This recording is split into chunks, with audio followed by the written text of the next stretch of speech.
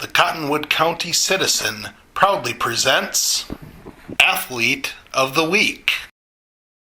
Staples Oil Company Incorporated is a family-owned business located in southern Minnesota. We have proudly served the area with over 45 years of experience in the petroleum industry. Staples Oil Company Incorporated can meet all your oil needs, from bulk fueling to supplying local convenience stores. Let Staples Oil Company Incorporated be your full-service fuel supplier.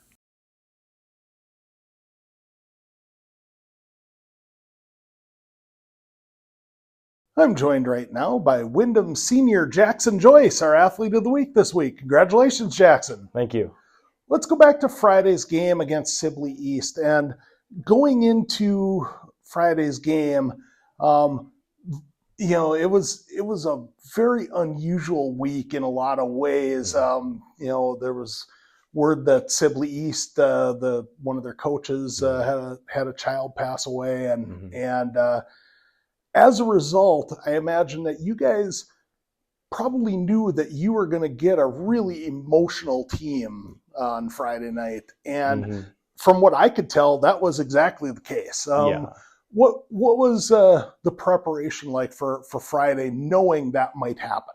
Well, we had kind of a weird week of practice too. Just a lot of guys were out and sick, so we knew we had to do the best with what we had. And why it was saying it doesn't matter their record; they're going to come out firing on all cylinders, and then just had to kind of deal with that. As a cornerback, when you're playing against a team that is running the ball as much as Sibley East did, how are you able to adjust, moving up and into assist with run protection and still not get burnt on pass coverage? Yeah, it's tough. Wyatt says, don't get beat deep. That's your first thing. Got to keep your eyes always on the receiver. And then kind of put yourself in a position where you can kind of see the backfield if they get into a quick run, so you can go up and help your linebacker with the tackle. Or if they run it outside, you have to force them back into the cutback guy. As it turns out, on the first drive, they went to the air, and you were ready for it. Take me through that play. So we were ready. We saw they would run a lot of fade balls, which was mostly the passes they would run. So I saw him kind of make a move to the outside, and then you were taught to punch his shoulder. So I punched, and then just taught to play the ball. If you're in the right position, play the ball. That interception, set you guys up, kind of in pretty good field position. But offensively, you could tell that the plan was we're gonna pound it as much as we can with Stevie, and for a good chunk of the game, it was working. Tell me about what you are seeing at the quarterback spot. Is there some leeway as far as where you're directing or where the play is going, or do you guys pretty much run it straight as the coach calls it?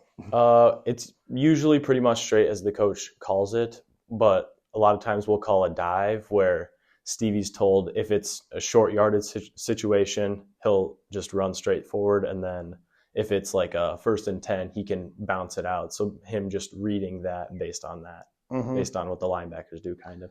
There were a couple of cases, though, on Friday night where you guys were put into 4th down situations, and on 3 of those 4th down situations, you were able to find Henry for touchdowns. Yeah. Let's talk about the first one first. It looked like it was just kind of a simple drag route, if I'm not mistaken. Yep. Go ahead. Oh, he had he had a speed out there, so it's about 3 to 5. And then I saw their edge player kind of come up right away, so I knew I had to get the ball out or else I was going to be in trouble. So I just floated it to where only he could get that. Later on, you were able to find him down the sideline for another touchdown. And, that play, it looked like, he just beat the guy deep and made a nice catch on the ball and kind of stumbled his way into the end zone. But for a guy like Henry who hasn't played a lot of football before this season, I imagine that throwing to him is a completely new experience for you. Oh, for sure. He's really nice to have out there. He's a big target, but just getting him back in, because he hasn't played since MYFL as a kid. So just getting him back into just getting his hands ready, I guess. The third touchdown, though, was probably the most impressive of the night because for starters, the throw was in a perfect spot, but Henry juggled it. Yeah, he did. And I did get a picture of him pinning it against his back to reel it in. But when you see your receiver making an acrobatic catch like that, that's gotta feel pretty nice. No, it was really fun to watch. Really hoping he didn't drop it, but he made a super nice play on it to keep it for the touchdown, and yeah, he made the play. A year ago, you played receiver, and I know that you'd been kind of groomed to be the quarterback this year, but last year you had Charles. The year before you had Quentin. So finding reps at quarterback was going to be difficult. But I imagine that as a quarterback, getting to see the game from a receiver's point of view had to really help this year. Oh, yeah, it helps me a ton knowing DB's tendencies and what they see based on a route. And then as a quarterback, it helps me know when I should throw the ball. Or what's probably the biggest thing that you learned from playing receiver the last couple of years?